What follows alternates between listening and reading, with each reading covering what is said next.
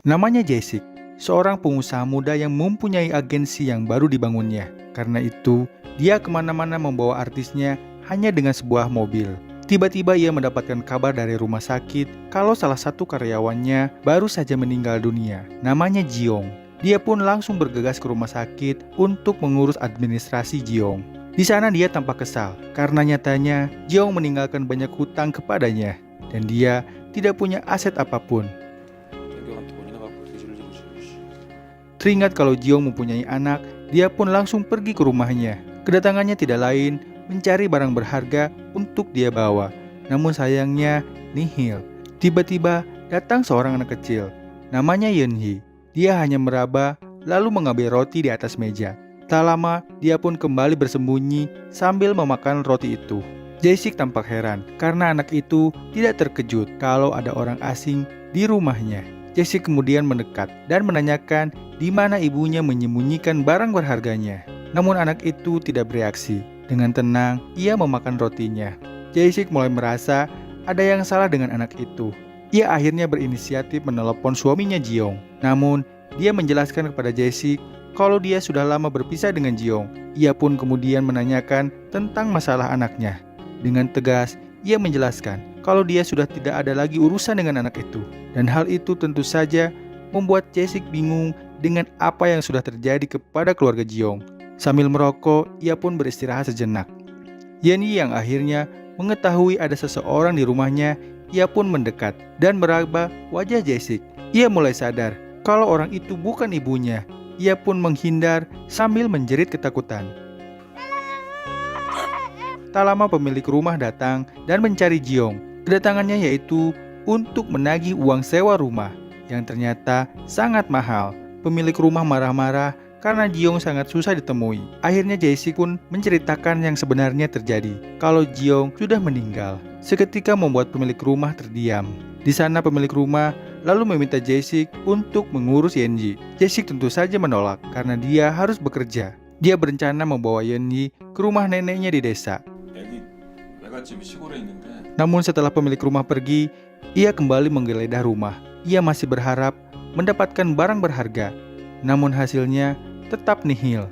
Ia pun akhirnya memutuskan untuk pulang. Namun sesampainya di rumah, ternyata ia langsung diusir karena dia pun tidak bisa membayar uang sewa rumah. Karena tidak punya tempat tinggal, akhirnya dia memutuskan untuk kembali ke rumah Jiong.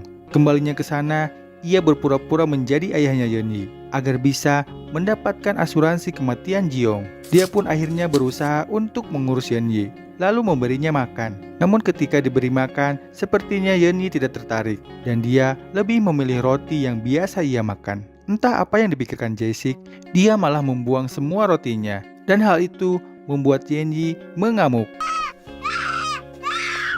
Dan Jessic yang tidak terbiasa dengan anak kecil, ia terpancing emosinya. Hari demi hari dilewati bersama Yeonhee, Jessic masih belum mengerti dengan apa yang telah terjadi kepada Yeonhee. Karena yang dia lihat, Yeonhee tidak seperti anak biasanya.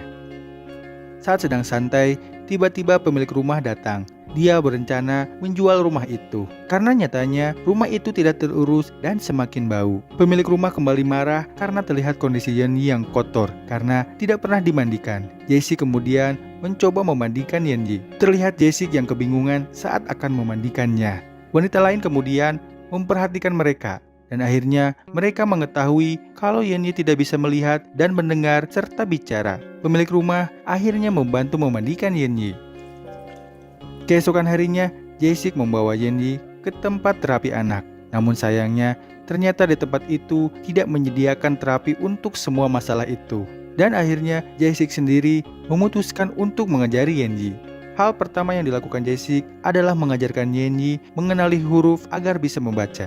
Ia mengenalkan huruf yang dituliskan di telapak tangan Yeonhee. Dan kata pertama yang diajarkan adalah ayah. Jessic tampak senang karena ternyata Yeonhee anaknya pintar. Dia bisa dengan cepat menyerap semua yang diajarkan Jessic. Saat sedang belajar, tiba-tiba beberapa petugas datang. Kedatangannya yaitu untuk menyita barang-barang Jiong, karena nyatanya dia masih berhutang kepada Pegadaian. Petugas kemudian menanyakan hubungan Jae-sik dengan Jiong. Jae-sik yang berharap mendapatkan asuransi jiwa atas Jiong, ia mengaku kalau dia adalah suaminya dan mereka kawin adat. Setelah mendengar itu, para petugas mulai menyita barang-barang Jiong, bahkan barangnya Jae-sik. Dia tidak bisa apa-apa karena dia telah mengaku sebagai suaminya Jiong. Ujian tidak berhenti di sana. Keesokan harinya, dia diberitahu kalau salah satu agensinya memutuskan untuk pindah agensi karena bersama Jae-sik dia tidak berkembang. Setelah itu, salah satu klien menelepon dan mengatakan kalau mereka memutuskan untuk tidak melanjutkan kerjasama dengannya mulai saat ini juga, dan hal itu sangat membuatnya down. Sepulangnya bekerja, ia kembali ke rumah Jiong. Ia tampak tidak bersemangat. Sampai-sampai Yeonhye yang menyambutnya dengan hangat, Jae-sik abaikan, dan itu membuat Yeonhye sedih. Keesokan harinya, dia menelepon Pak Jo. Dia menceritakan kondisinya sekarang yang sedang membutuhkan modal yang cukup besar. Namun ternyata perusahaannya telah diambil alih oleh rekannya yang bernama Cho Jing. Mendengar itu, dia datang menghampiri Cho Jing. Di sana dia marah dengan apa yang dilakukan Cho Jing kepada Pak Jo. Cho Jing mengetahui kalau Jae-sik sedang kesulitan. Jadi dia mengambil alih perusahaan yang telah ia bangun sejak dari lama. Bahkan di sana Cho Jing menawarkan pekerjaan kepadanya. Namun Jae-sik menolak. Karena curiga dengan Cho Jing, ia kemudian mengamati gerak-gerik Cho Jing dari jauh. Dan benar saja, agen-agen Jae-sik dipaksa untuk keluar dan dijual untuk prostitusi online. Dia tentu saja marah dan menghajar Cho Jing sampai babak belur.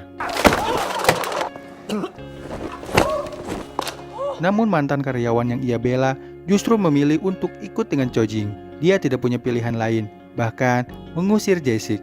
Ujian ternyata tidak berhenti di sana. Ia mendapat pesan kalau kartu kreditnya telah diblokir karena dia tidak kunjung membayar tagihannya. Dan sayangnya, uang yang ia pegang tidak banyak. Jae-sik yang sedang putus asa, ia pun iseng membuka HP milik Jiong. Dan yang tadi sangka, ia menemukan chat Jiong dengan bibinya yang meminjam uang ratusan juta. Dan mujurnya chat itu belum dihapus. Akhirnya, dia memutuskan untuk menemui bibinya Jiong dan menagih utang untuk kelangsungan hidup Yeonhye.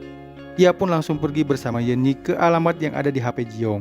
Sesampainya di lokasi, ia kemudian menanyakan bibinya Jiong sembari memberikan foto selembaran bibinya Jiong. Ia berharap dengan itu bisa mempermudah pencariannya. Setelah menanyakan ke beberapa masyarakat di sana, akhirnya dia mendapatkan info kalau wanita itu telah meninggalkan desa sejak lama.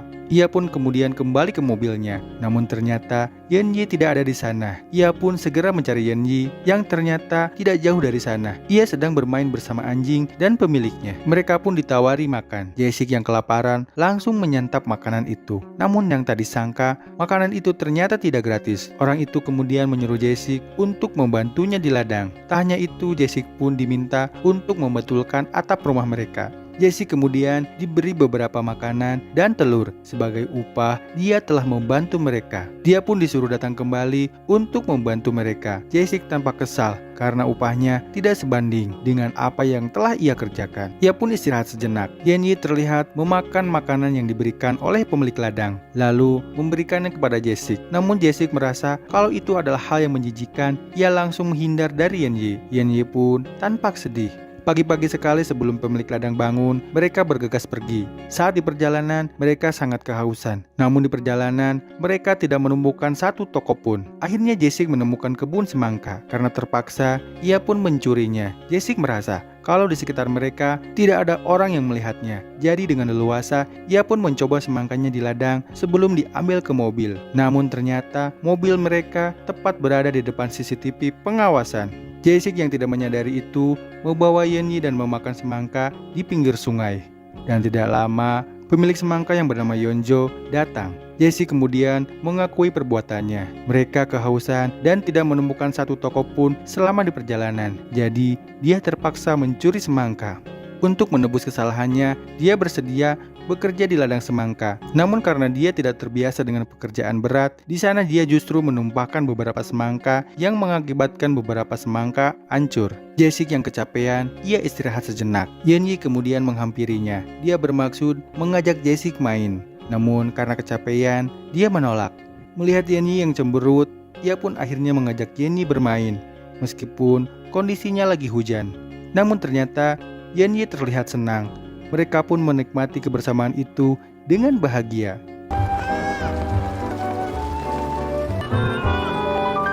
Setelah itu mereka kembali ke mobil. Tak lama Yeonjo datang dan menyuruh mereka ke rumahnya. Ternyata mereka diminta untuk makan bersama. Di sana sudah ada ayahnya Yeonjo dan anaknya. Mereka pun dijamu dengan baik. Tiba-tiba Yenny kembali makan dan memberikan makanan itu ke Jae-sik. Jae-sik kembali menolaknya karena dia mengira kalau itu adalah kebiasaan yang kurang baik. Namun ayahnya Yeonjo menjelaskan kalau Yenny memberikan makanan yang ia kunyah hanya kepada orang yang dia sayang. Itu tandanya kalau Yenny sangat menyayangi Jae-sik. Mendengar penjelasan itu, Jae-sik akhirnya tersadar kalau Yenny menyayangi dirinya. Dan sejak saat itu, kasih sayang Jae-sik kepadanya pun semakin besar.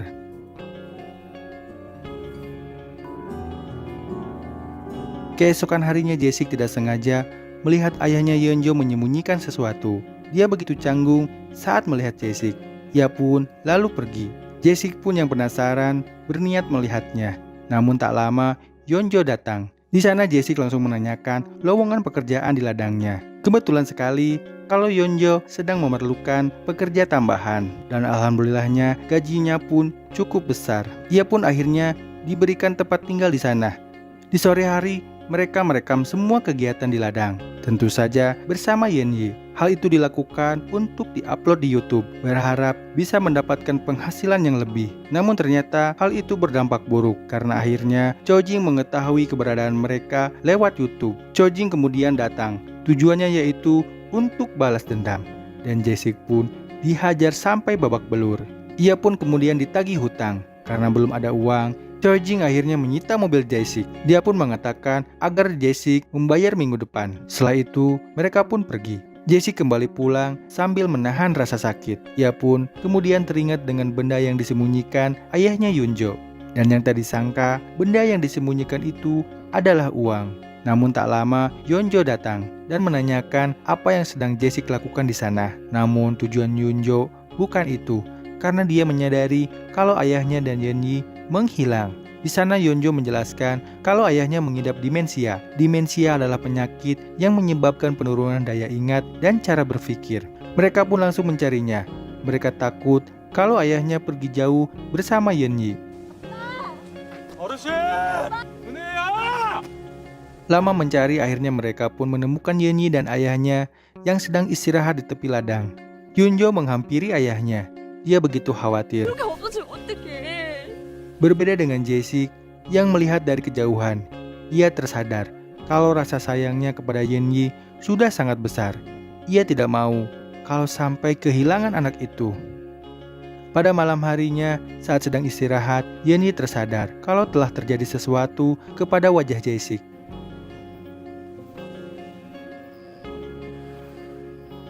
Merasakan tangannya Yenny di wajahnya, ia kemudian mencium tangannya dan menuliskan air mata di tangannya. Ia menjelaskan kalau Jae-sik sedang bersedih. Pagi-pagi Yeonjo datang bermaksud untuk membangunkan mereka. Namun saat masuk, mereka sudah tidak ada dan meninggalkan sepucuk surat, di mana surat itu menginfokan posisi uang yang ayahnya cari selama ini. Padahal di sisi lain, Jae-sik sangat membutuhkan uang. Bahkan dia pun mempunyai kesempatan mengambil uang itu. Tapi dia memilih untuk pergi dan tidak mengambil uang itu. Terlihat Jae-sik dan Yenny sedang berada di stasiun. Kemudian Jae-sik menghubungi ayahnya Yenny dan memintanya untuk menemui mereka. Dan akhirnya mereka pun bertemu. Ayahnya Yenny akhirnya tersadar kalau dia bersalah karena telah menelantarkan anaknya. Dia pun memberikan uang sebagai imbalan karena telah merawat Yenny. Namun bukannya senang, Jae-sik terlihat kecewa. Ia yang tadinya bermaksud memberikan Yenny kepada ayahnya, ia memilih untuk membawa kembali Yenny, bahkan menolak uang pemberian ayahnya Yenny. Ia pun langsung pergi tanpa sepatah kata pun. Ia kemudian pergi ke tempat yang lebih jauh. Namun saat di perjalanan, Jae-sik justru berencana untuk berpisah dengan Yenny. Dia pun kemudian menghabiskan waktu bersama, bersenang-senang bersama.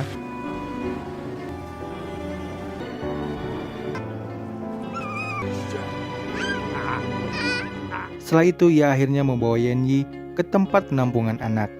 Setelah melengkapi administrasi, ia kemudian menghampiri Yenji dan memberikan boneka yang lucu dan sepotong roti.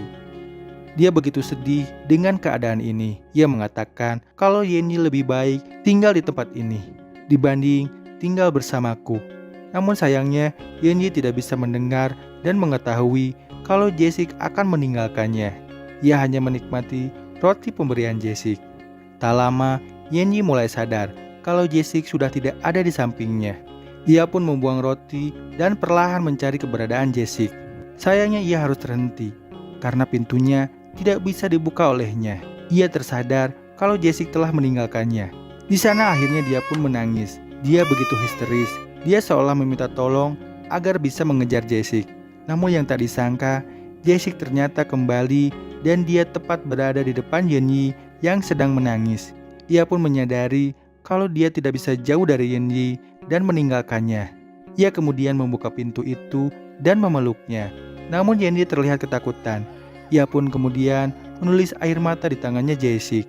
Ia kemudian menanyakan dirinya yang sebenarnya. Jesik pun memberitahunya. Kemudian Yenji menanyakan siapa Jesik yang sesungguhnya. Jesik yang sadar tidak mempunyai ikatan apapun dengannya, hanya bisa menangis. Namun yang tak disangka, Yenji menulis tulisan ayah di tangan Jesik.